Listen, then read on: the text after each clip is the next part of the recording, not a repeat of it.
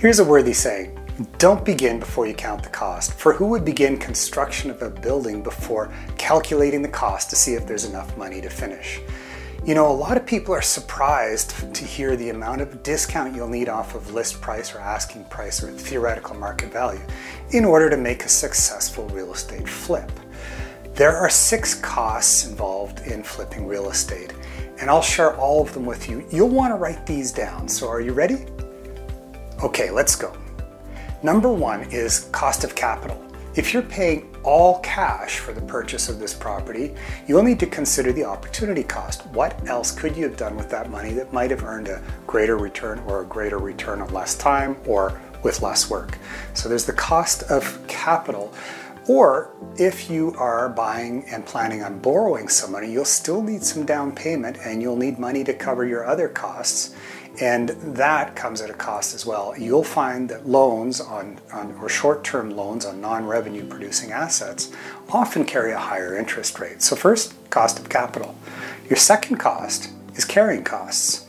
There are a number of carrying costs, one of which might be the interest or even the principal payments on that loan that you took out.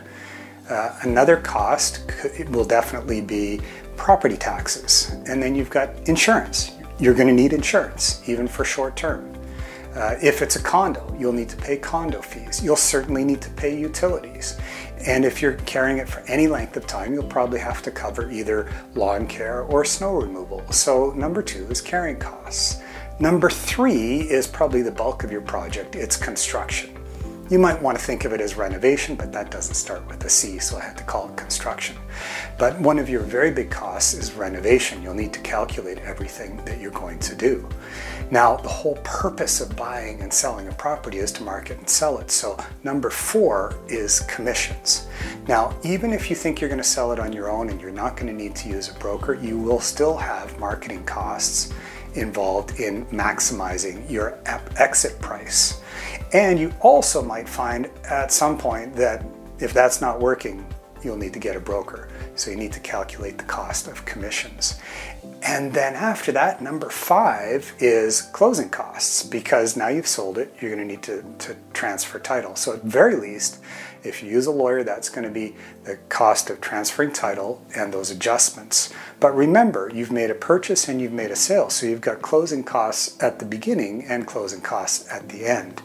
And then the 6th cost of flipping real estate is contingency. Contingency is covering all those things that could go wrong. Imagine your carrying costs if you have to carry for another month or another month longer than you'd expected. You need to consider that. In construction of any kind, and renovations is construction, you can have cost overruns, and you need to be prepared for that. Or you may decide that you need to do something that you hadn't planned on before. There are all kinds of different places where things could go wrong and could turn a good investment into a bad one. So be sure to allow for contingency.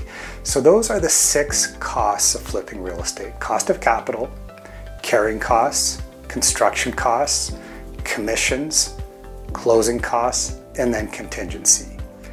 Be sure to count the cost before you go into any venture. If you like this video, I'd love it if you share a comment below about the costs of flipping real estate.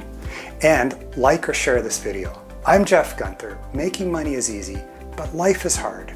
Please don't go alone.